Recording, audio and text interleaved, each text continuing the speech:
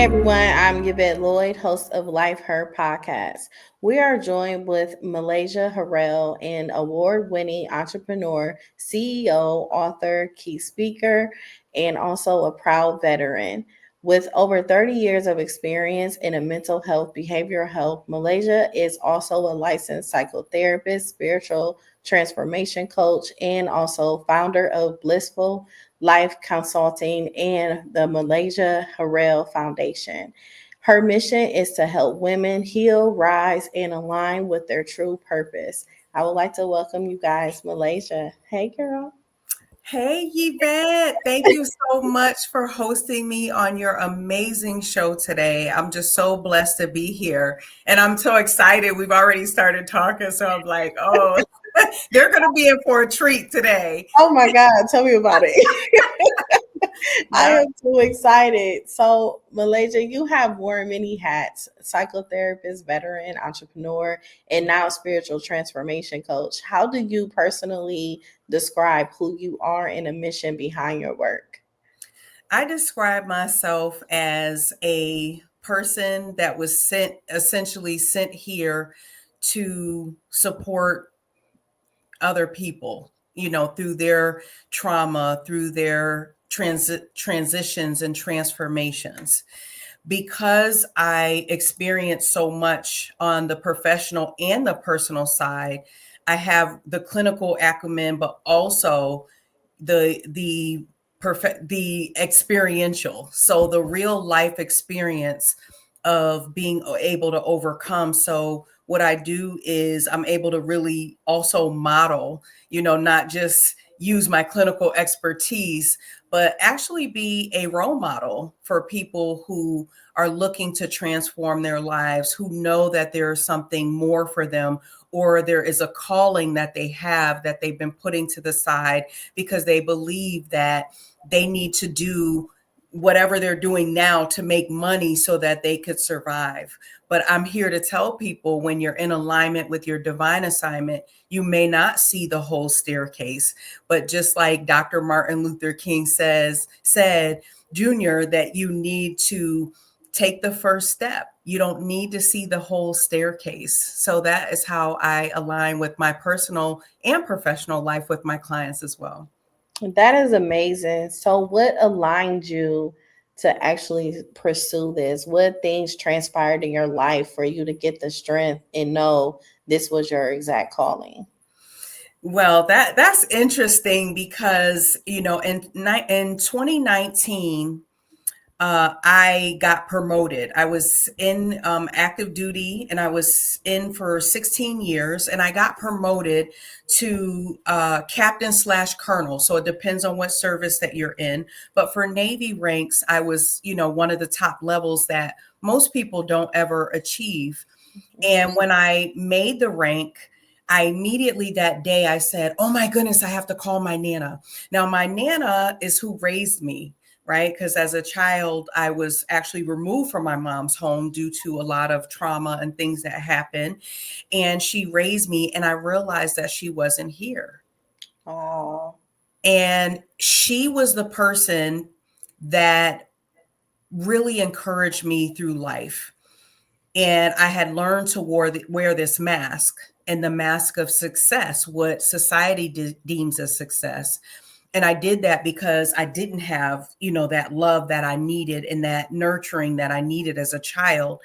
And so when she wasn't there, I started questioning, like, oh my goodness, what's next? Like, and I'm already thinking, okay, I want to make Admiral, I want to do all these things.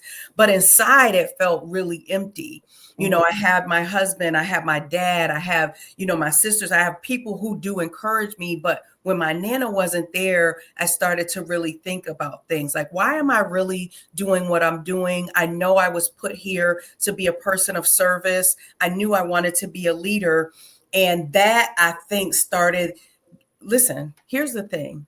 Don't ask God for answers of questions that you're not prepared for the answer. I just want to put that out there for the world. it's the truth, though.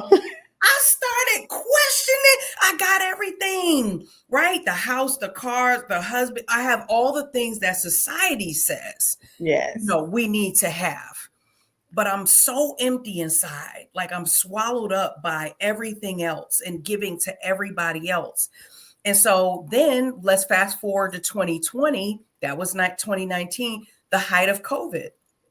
The world shifted, the world changed. And so I was deployed out to the Navajo Nation, to one of the most desolate areas. And there I started to feel another shift. Ooh. And it was a shift of darkness. It was questions that were coming up because when I got there, of course, they sent me to be the lead mental health person for the incident command response team and for all the medical providers at 2 medical centers.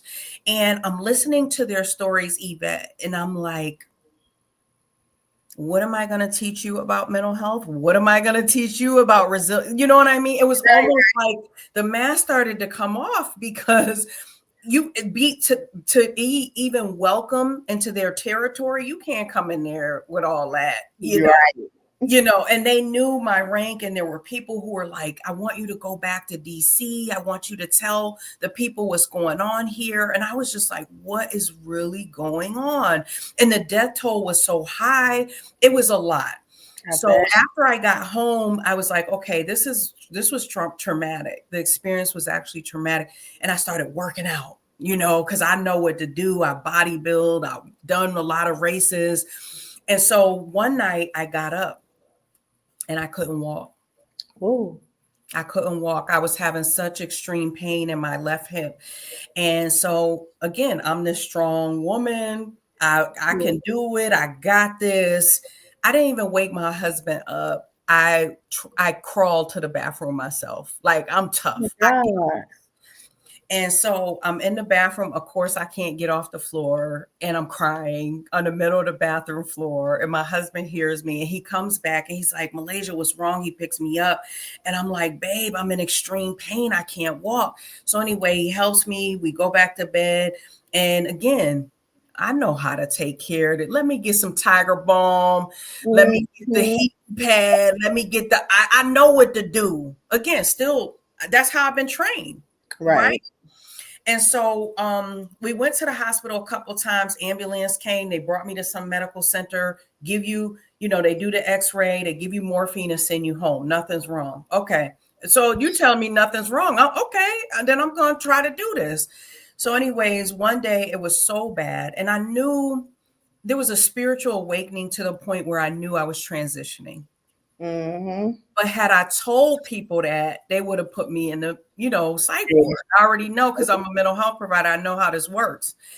And because you're telling me everything else is fine.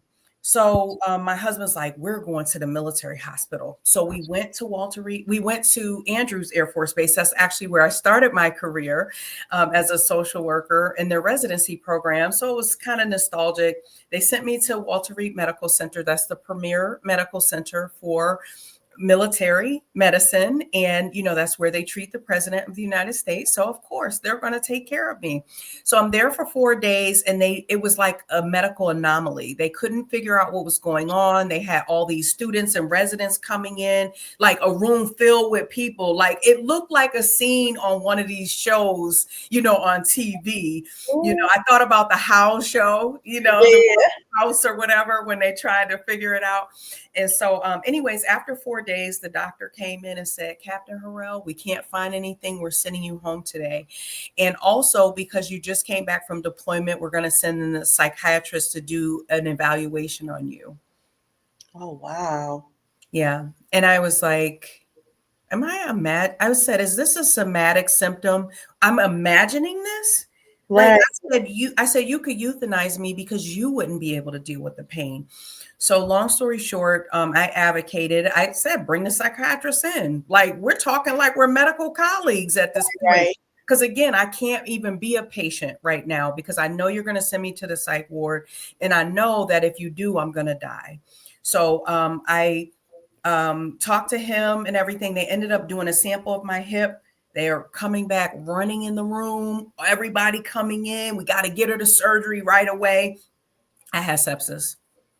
Oh, wow. I had sepsis. And so for those of you who don't know about sepsis, it is basically a serious bacterial infection that it starts to shut down all your organs. And once it hits those organs and you shut down, like people normally, a lot of people don't make it. And what I've learned in my own research after having it is that, there are people who have lost limbs. There are people who can no longer take care of themselves, people who've been in a coma for several months. So you know your body better than anyone else. It doesn't matter what you say. Spiritually, when you're sat down, you're going to be able to get downloads. And so, again, I knew I was transitioning out. So I ultimately had a near-death experience. And that's what basically changed the trajectory of my life, because now I decided, I couldn't get out of that. I ended up with all these medical conditions. I had 9 surgeries over the past 5 years. I had oral chemo. I was up to 254 pounds. So I had another, serious medical condition as well, one that Bernie Mac died of. And it taught me a lot, but I actually had to surrender. And when God told me what the play was, then I had to be obedient to that. And every time I step out of it, Yvette, that's when I start to really struggle. Anytime I'm out of it. So even being here with you today, this is part of it.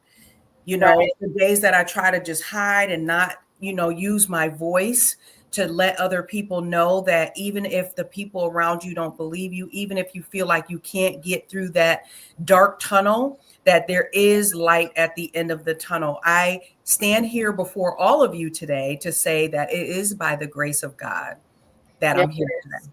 Yes, definitely. And even with you going through this experience Yeah. and the experience that you went through from you finding out and trying to figure out what you have, Yeah. it's just God shifting you to have the strength to be able to help other people learn how to get through different traumatic and pain and darkness, Yes. loneliness. It's just so many other experiences. And it's like, who is a better person Thank you. besides you?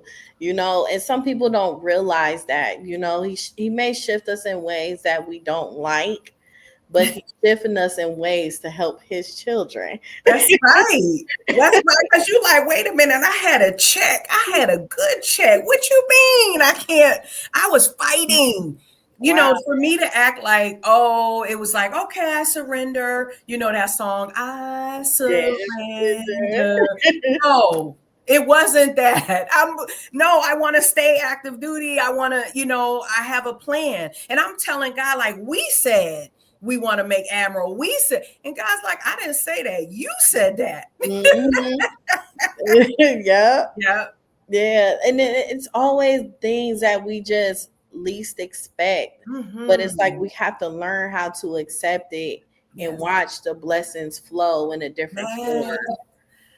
Yeah. It feel it to even say that, like the blessings flow, and then you're like, okay, I don't have to worry about, how I'm gonna get paid or how I'm gonna get income. Things will just come to you and they will come and flow. And that's when you know it's of God, because you didn't try to control it. You didn't make it happen.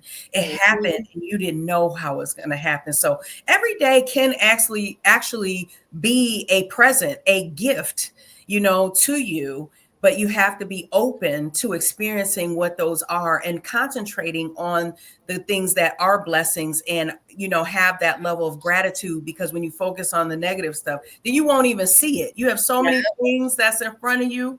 Yeah. that's so true. That is so Mhm. true. So, with you going through this experience in your adulthood, you also overcame a lot in your childhood trauma, Mhm. and illness has shaped you to serve others. Mhm. How did you overcome so much? And when you already dealt with something, did you feel like God was punishing you, or did you feel like, I guess this is another chapter in my life where I had to use my abilities to serve others? Well, it's interesting that you framed it that way, because the childhood trauma I had boxed up so nicely in a closet. They were, labeled, shifted in the back. Nobody knew. No one knew what I went through. The people who grew up with me, or, my closest friends and family may know, but no one actually knew what happened. And it's almost like I put it in the back of my mind. I put it in the back, and to the point where it was like buried. And I tried to mask it with success. If I can help everybody else, and most people who go into the helping professions have experienced some things, let's just be honest. And I Yes. believe we go through those so that we can help, because we have a level of empathy that is really, really high. So I didn't see it as another thing and another punishment. It, however, opened up the closet, and everything started to pour out. So it felt so overwhelming because I didn't deal with those things Mm, appropriately, all those years. It was like you're in a fight or flight survival mode for so many years. And you're like, we're on to the next. Let's get this. I'm a survivor. I got this. You're not thinking about any of that. You have on your warrior hat, you have on your shield, the shield of protection from God, and you like, I'm doing what I'm going to do. I ain't dealing with it. But when something happens, if you don't deal with it, something will happen in your life that will cause you to sit down and deal with it, especially if you ask God, like, what's your plan for me?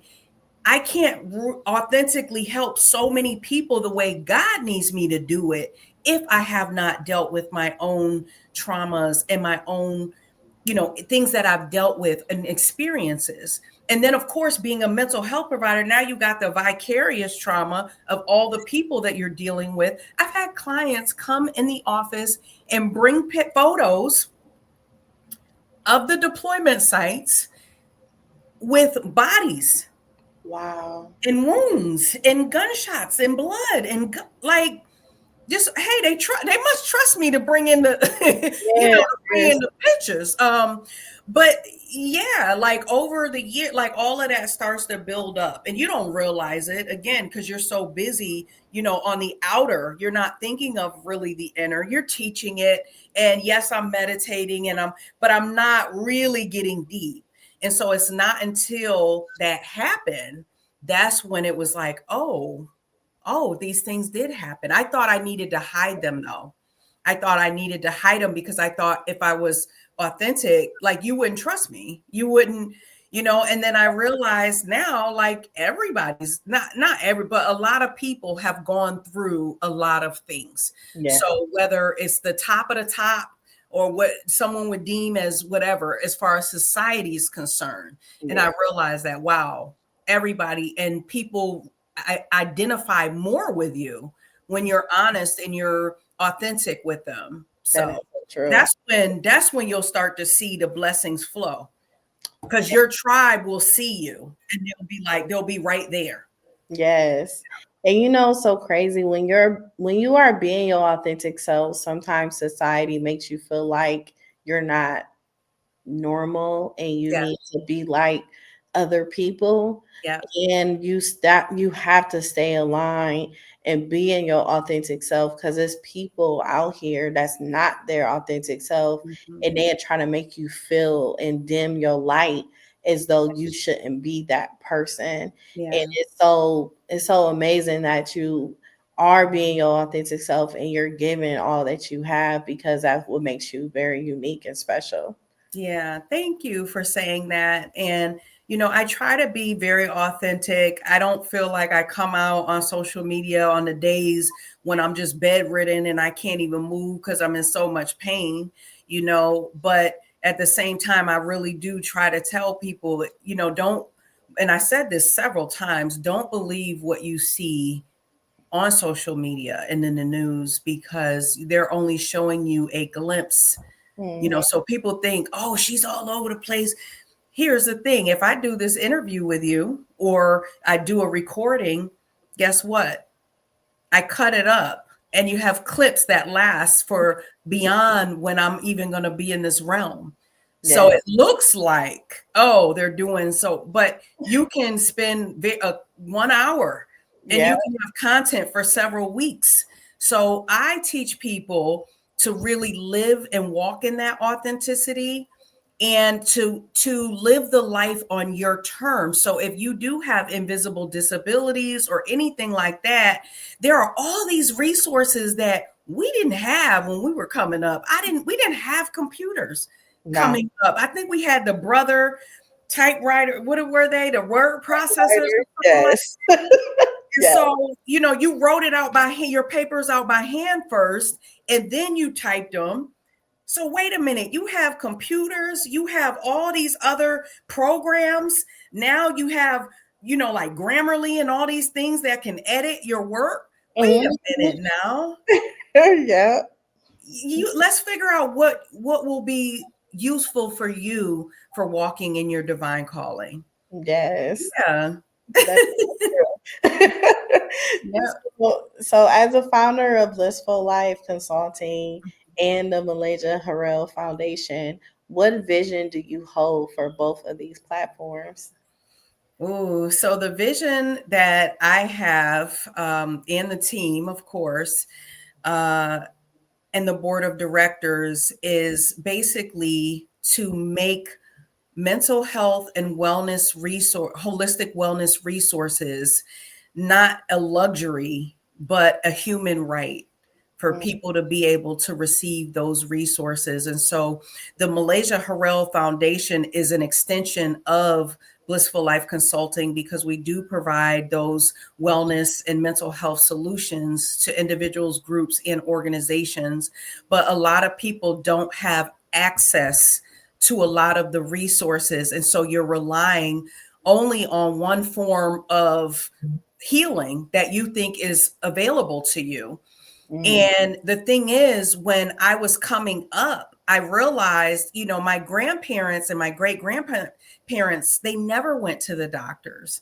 They may go once a year, or we had to go because we were in school, we had to go once a year, to get a checkup and all of that.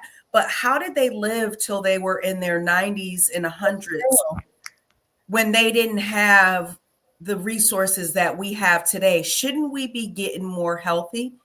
yes, that is so true. I never really looked at it that way, but that is true because my grandparents and even my mother and them, we didn't go to the doctor like that. Mhm. We didn't, and they found holistic ways, and they had gardens and cooked and went out and shoot. My grandpa was going hunting for Yes. everything. Yeah, so there's no pesticides and Yeah, all these things that they need to make things grow. And you were on a farm you've seen their gardens. How big was an apple? How big were the green beans? Were they like this size? no, they were like No. the average of our like They palm of were the our hand average smaller. size. And so now, and then of course I've lived in Korea, so when you go to these international markets, you Oh, see what the totally size is different. supposed to look like, right? Yes. And you may get it at a better price too. We lying. So now you're exposed, and you say, you're looking at Western medicine, and you're saying, we want it patient centered. But here's the thing: you're the director, right? So you align with what God is telling you to do, you get the messages, but you're the director of your own health. If you leave that in someone, I don't care who it is, you leave it in someone else's hands, it's not going to be honest. You need to get guidance. You need spiritual guidance on that as well. But I remember when I was younger and I would get sick, they would put Vicks on all over us. They would put the heated towel on Yeah. top of it. You would have the vaporizer. You would have homemade chicken soup. Yeah. Anytime you had any type of rashes on you, they had this salve, like a homemade salve that they made. I'm like, I don't even know where to get the salve. No one uses that term anymore. But No. those were the things when you had losing hair, when the children didn't have hair, they would put coconut oil, straight virgin coconut oil on their hair. So when you just get back to basics, if you are in a position where you feel confused, you're like, I know there's something else, but I don't know what it is, take everything away and Yes. get back to basics. Do the things you have to do, but the things that are not necessary, get back to basics. Yeah. Your food, clothing, look, Maslow's hierarchy of needs, right? get back to those basics. I need food, clothing, and shelter. So what do I need to do? The things that I need to get those things. But at the same time, do I need to pay $300 for cable? That's what we realized too, because it was like, oh, I'm not going to be getting this paycheck anymore. You paying $300 for cable?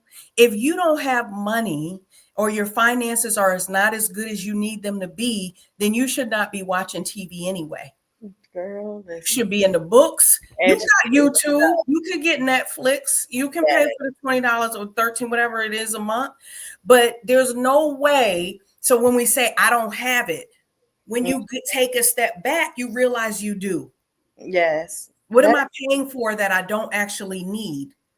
Mm-hmm. So now, if you are a business owner and you have all these programs that you have to pay for, some of them are necessary, but some of them, if you have Canva, and you're not using it every day or like often, then you don't have to pay for Pro every month. Just pay for it when you need it. Yeah. Right? Yes. It's so easy. I mean, I'm making it seem easy, but I'm saying when you look at it, Disciplining yourself. you just take a step back and say, what do I actually need? I'm a member of 10,000 organizations, but I don't even have time. And time is that's your wealth. That is your commodity, is Yeah. your time and your health. And so, okay, you're doing it for status, you're doing it for connections. Maybe I'll just go to the annual event that they host. Right. Right. So figure it out for you. But it's not until you take that real step back and get in the frame of mindfulness, you get in a frame of connection. That is when you start to realize, wow, I'm so rich right now. And then you start to look at or support people and serve with, different charitable events or things that don't cost you anything, because you could give with your service as well. And you realize, oh my goodness, there's so many people that don't even have a quarter, a tenth of what I have. Mm-hmm. It's so important for people to internally know themselves Yeah. and actually love themselves of who they are. Yes. Because I think as time go by, people collect identity from people that's in their lives, Mm-hmm. and they end up placing it in theirs when they have no business actually putting those people in their business. It's Listen. you gotta separate all of that and figure out who you are. And I think a lot of people are suffering identity crisis on exactly knowing who they are from their mother's womb until now. And finding that time to just sit back and just start educating yourself and doing earthy things, humanizing yourself and doing normal stuff, it creates a whole different shine of light into Mm-hmm. your life for you to just continue to be yourself, because a lot of people are at a spiritual warfare right now Yes. because they're dealing with the identity crisis in the things that they've done, Yes. and they need to sit back and reset and reboot and figure out who they are so that they can heal from these different things, because people aren't healing. They're Yes. just moving on with life and normalizing being traumatized when Mm-hmm. they need to normalize and healing in that form so they could become a better version of themselves. Yes. And some people think they are, though, like Yeah, you you were saying, will. because they identify with someone else's version of it. So they'll say, oh, I'm getting all these self-care, I'm getting massages, I'm getting my face done, I'm getting, whatever that is. And they think that's what it is. It's more outside. But you're right, it's internal. It's not external. The external is going to look good when you feel good Oh inside, because you can yeah, look pretty and people not feel like you're pretty. You know what I'm talking about? Like your definitely. energy is not pretty. And No, so, yeah, that's the mask. That's when you know, like, you look this good and you're this blessed, but you're this mean. yeah, That's when you know, like, okay, no, they're not going deep yeah. internally.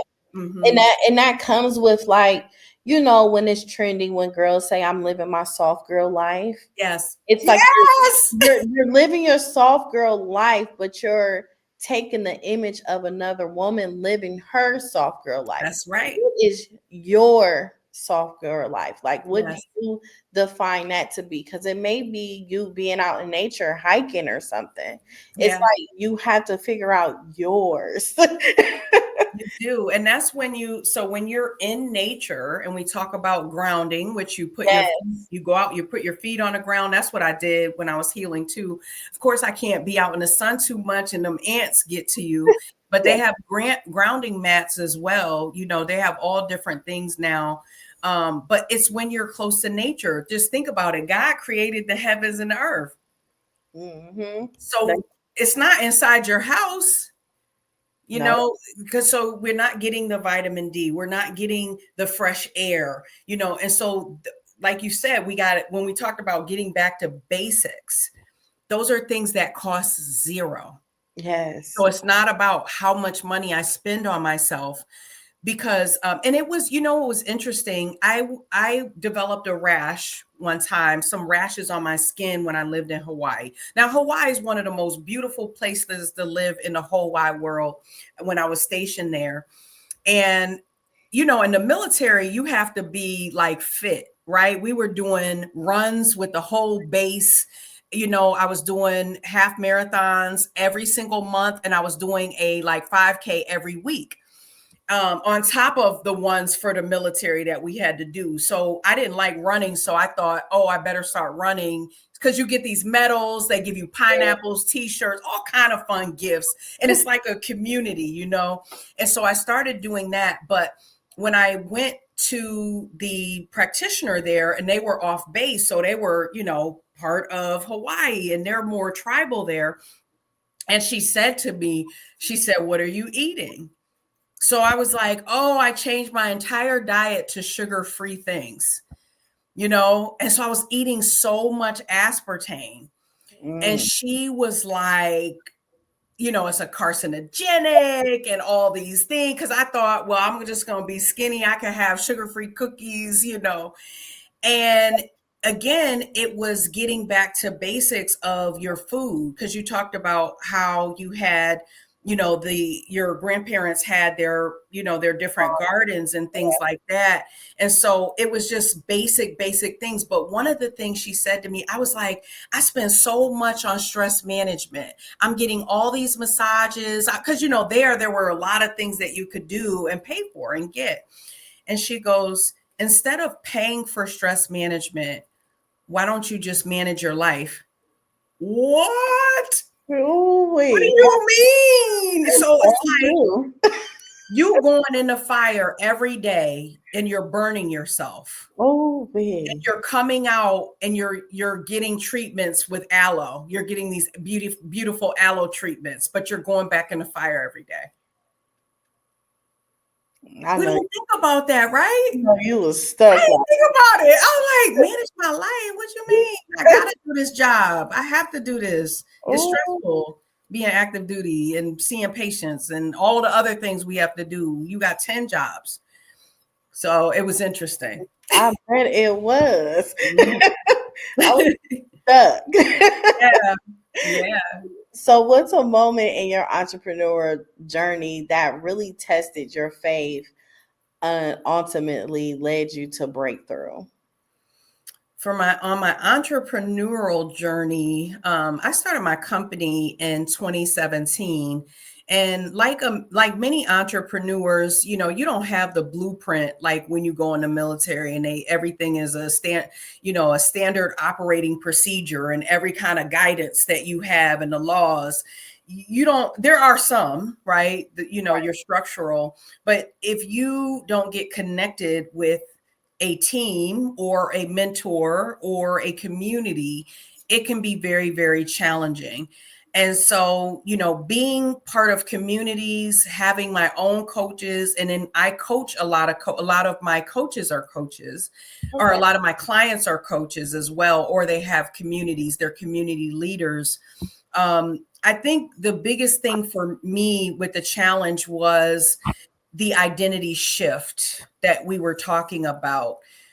You feel fraudulent, Yeah. right? It's like, I'm gonna be honest, even though I started the business in 2017, that doesn't mean I know every single thing, about business. So it's a matter of humbling yourself It is. to be a student again. And I think we should be a student in all areas. Just because I'm a subject matter expert in one topic, that doesn't mean I'm still not learning. You have to do continuing education credits every single year. You have to take ethics every single year. I just hosted an ethics course on bringing spirituality into practice.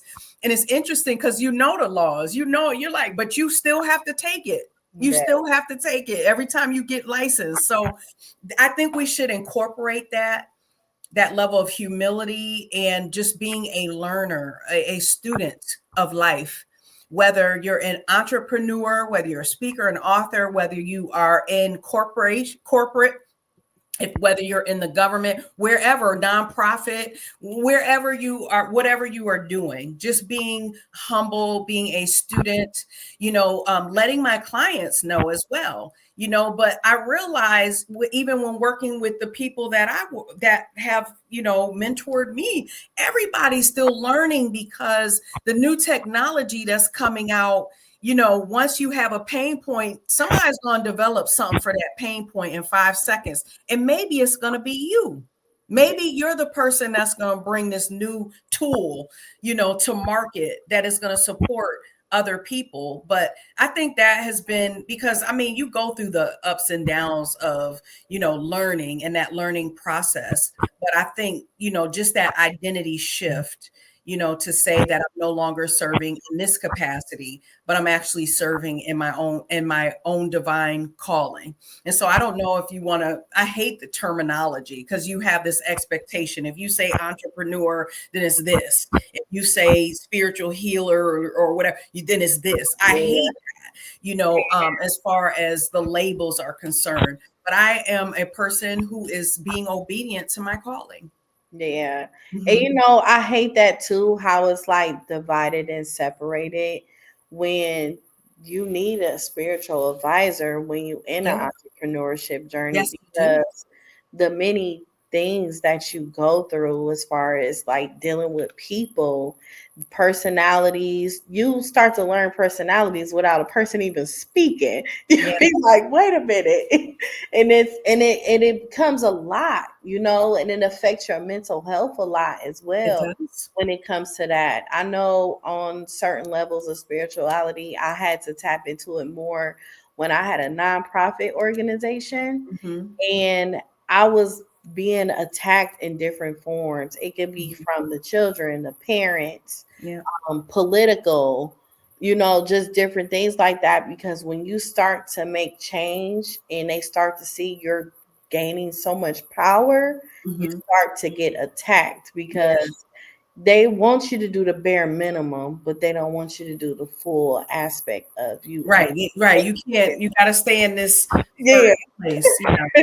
yeah. So it's like and it affects your mental health sometimes because I was so fresh in and I was so young in my early 20s, and it's like, man, I'm really being attacked for doing something so good. But Yeah. it's like you really have to shift things and start knowing who you are, and it'll help you a lot more to navigate through situations like that for you to be able to verbalize things in a different form. Yeah, who you are and whose you are. Because Yes. now, with my book, God Has My Six, that's exactly what I really talk about because knowing whose you are, so it doesn't matter what you do. You got to take that up with him. Yep. If you try to do something, it's going to come back on you. Just be clear. You are working so hard to bring negativity, and it's actually going to catapult this other person in a positive light, no matter, even if it seems like it's a detour. So even if people have done things to me, right, but again, I don't give that any energy now. I'm Yep. like, Yeah. thank you for helping me, thank you for being part of my life, thank you for helping me. Maybe there was something I needed to learn in my 20s that now, in whatever age I am now, oh, I'm what they say, clock it. My Clock man it. told me, clock it. I'm clocking it right all automatically now because I'm Yes. spiritually aligned and I could feel it. So when clients, when you get new clients or you're working partnerships, you already know you have this level of discernment. And Yes. it's so high now Yes, that it comes so quickly. And it I'm like does. questioning it, like, dang, everybody, It's so scary. yeah. But God's like, no, I'm going to give you tenfold. I'm going to give you double for your trouble. Yes. You don't have to negotiate your rates. You don't have to negotiate what your worth is, for people who don't believe that you're worthy anyways. And Yes. so I'm excited about it. Even if I have a call and somebody doesn't book or whatever, I'm excited about it. Maybe I've given one gem, but or one door has closed. That's great, because now it opens the door and it leaves room and takes out the clutter for the things that you don't need for Yes. now when you're going to be doing something so high. But in that realm, I always realize too is, you tell people some things, but when you're, really working on things and you're trying to get clarity yourself, it's really good not to tell everyone, Yes. because they haven't seen the vision that God has given you, and they don't believe it can be done. And some of the things that I've been given for a vision, I don't even always in my waking mind, in my human mind, believe that I could do it either. I'm always doubting, but it's that spiritual knowledge that says, okay, this is what's going to happen. I don't know how it's going to happen. And, maybe I need a lot of money to do it, to provide these services to people.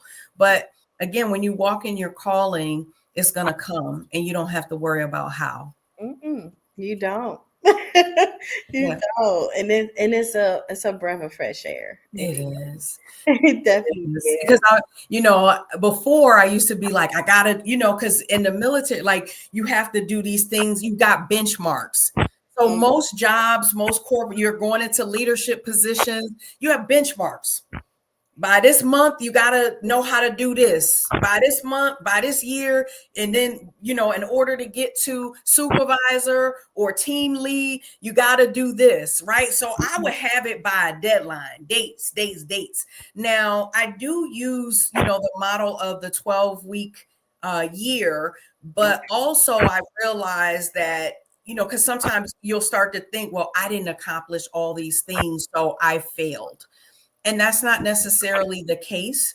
So I think it's very important to, align and ask God when that's supposed to happen, and not you thinking, I got to have these things done, because that's what I was doing. Even with my book, like my book, I wanted it out way before now.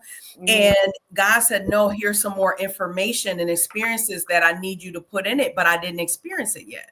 So I wow. was going back and putting more things in there that I thought were important, for people on their healing journey.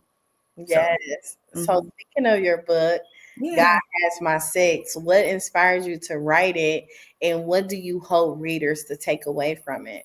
Yeah. So my book, God Has My Six, and I'll just tell you a little bit about what God Has My Six means, because everybody always asks that. So in the military, when we're talking about direction, we use the clock as our sense of direction, because you can't tell the enemy, like, oh, the enemy's in back of me or whatever, or I need you, so you use that in law enforcement to say, what time, where someone is located. So God has my six mean God has my back. And even when you are going through strife, you are going through that dark tunnel, that deep season, that valley, then you know that no matter what, even when the people around you who love you, or you don't feel like they're supporting you because they don't understand, God always is there, and God always has my back. And so that I want people to know that God has your back no matter what. And it's a teaching memoir. It's about my story of my near-death experience and overcoming that, but it's also a blueprint for transformation and for healing. And so it has some really, really insightful, great nuggets that some are evidence-based, and some are some of the things that I've done for myself to help me to overcome and get on the other side. Wow. That is amazing. How did you feel like in the process of writing that? Did you find like, wow, is this me? This is how I feel? Sometimes the clarity comes different when you actually Yeah. letting everything out. It's like journaling for real. Yeah. Yeah, well, because of the topic, it actually felt pretty traumatic. So when people are going down that back alley to Yes, relive their experiences, it's actually very challenging. yes, We think now if you write in something like one of these fun little, I used to read all those like Black romance books back in yeah, the day, you know what I mean? And you're yeah. like page turning. It's not like that at all. It is very different because, again, if you're being coming from an authentic perspective, then you want the reader, you don't want to traumatize them. I've read some memoirs that are, I think it was Viola Davis's. Hers was very triggering for me because I was reading it when I was in such darkness. So I Okay. would be clear. So as a clinical professional, I want to make sure that I don't traumatize people on my journey. So that was what's taken a long time too, is to make sure that I'm being responsible from a Right. clinical perspective when putting the information out there. And so I actually am helping several people do their memoirs. That's And good. so I'm giving them the tools and guiding them as they're going through it and they're being triggered by the different experiences. Because some people, especially like myself, because I have people do this exercise where they write down, so many events that have happened in their life. And Yeah, you're like, oh my goodness, I made it through all of that. man. I All already the all know. those things. If I listed all the things that have happened to me, I wouldn't even know how I'm sitting here with you today. I I already mean, I know. did the exercise myself, but if I put it out there of every single thing that's happened to me, you would look at me like, how are you Hmm. here? How are you doing what you do? It Because was a I would journey probably to just take want to you be on the out. beach somewhere, living Yeah, the rest of my life. yeah. Who I already know the feeling. Yeah, Like I said, it was designed to take you out, but you yeah, kept going. that's right. Ooh, look at you. Yeah. Yeah, and you too, like everybody has been through so many things, but we're here to bear witness to that. We're Yes, here to acknowledge it. We're here to give a safe space for ourselves and others to be able to commune and to let you know what the reality of life is and not what you see on TV. yes, But it can be so glorious and beautiful, but you just got to take all those things out, all the expectations out, take them all out. And what I realize is when the people who try to be perfect, they redo their entire face, they do so much, and then you're like, you were so beautiful before you did all that. Did you realize it? yeah. And when because I had Bell's palsy at one time too, and Oh, so, people told me all the time growing up, you're so beautiful. And I wanted to be a model and all this. And I really think I took it for granted because when I had Bell's palsy, it was like, wow. you know what I mean? So now I'm like, I look good every day, and some people hate you for that. I mean, they Oh don't yeah, it, but I'm telling you, because if you don't acknowledge it, you can lose it in 1 minute. You can lose yes, it in 1 second. So the people you don't, oh, I don't know how I really look. I'm overweight. I'm this, I'm that. You could lose it all where you're bedridden. You can't even get up and people got to take care of you. You better do, or even when I was in, on my deathbed and it was like, I never learned to swim. man. Little things that you could do. You Yeah. can learn how to swim now, no matter what age. So I haven't yet. I still, that's something because I had so many surgeries. I didn't want to be, in no kind of water, not getting any kind of infections or anything like that. But eventually that's the next course. Yeah. Amazing. So tell me, if any woman or man that's listening today feels broken, stuck, unworthy, what's the very first step that he or she can take towards their own soul aligned transformation? I think the biggest thing for people is to, again, take a step back and ask for guidance from the divine, from God, because if you don't, you'll be seeking things outwardly and you'll get messages from people based on their perspective. Your assignment is different from anyone else's, even if it's similar to someone else's, it's completely different. And so being able to hear from the divine. A lot of people who come to me and who, even our mental health clients, for my practice, they say, I no longer feel spiritually connected. That's your issue. So Yeah. work on that first. It's just being still, asking for guidance, prayer, meditation. That's it initially. If you don't have a million hours to do it, you can do it in 5 minutes a day. Mm-hmm. Some people have their journals, some people do Bible study. Everybody does something different. Take that time for you. You could be walking outside while you're doing it. You don't have to sit down somewhere. You could be outside walking in nature. So do what it is to get still. And that's the first step. And you'll see that once you get clarity and you start to move on that and take action on and be obedient, then you're going to start to see everything shift and things be given to you in a way that you would never even expect it. And it's exciting to see. It is, and it Yeah. feels good. It feels damn good. Yes. It feels so good. Yes. So, where can listeners connect with you, learn more about you, your work, your programs, and foundation? Yes, thank you. So I'm on most of the social media platforms, primarily on Instagram, Malaysia H Harrell, and of course I'm on TikTok. I'm not really a TikTok person, because sometimes I feel like people's mouths just kind of say anything they want to say, and that's kind of weird to me. Because it's like where I came from, you would never do that in somebody's face, but online, people, and so you have LinkedIn, of course, and we have our websites, MalaysiaHarrell.com, BlissfulLifeConsulting.com, and MalaysiaHarrellFoundation.com. So you can check it out. The links are in my bio and on those different platforms as well. And so just getting connected, and of course you'll be able to see the different things I'm appearing at, and I do workshops as well. So if you're interested in attending any of those, then those are opportunities for you. And I just love creating space for people and doing retreats. I'm having a retreat coming up in November 10th through 12th in the DMV area, about 2.5 miles outside, or 2.5 hours outside of the DMV or DC area. And so just creating that space. And for the coaching, I work with high achieving women who want to go from mere success to soul fulfillment. So if you feel like you're successful, what society deems successful, and you're not moving towards soul fulfillment and knowing what your divine assignment is, then I really love tapping in and working with individuals who are looking for that path. That is amazing. Mhm. That is a super amazing. Well, Thank thank you so much, Malaysia, for being on my podcast show. Thanks for having me. I appreciate you, Yvette, and thank you for all of the work that you are doing as well, because I know how challenging it is with technology and doing all of this.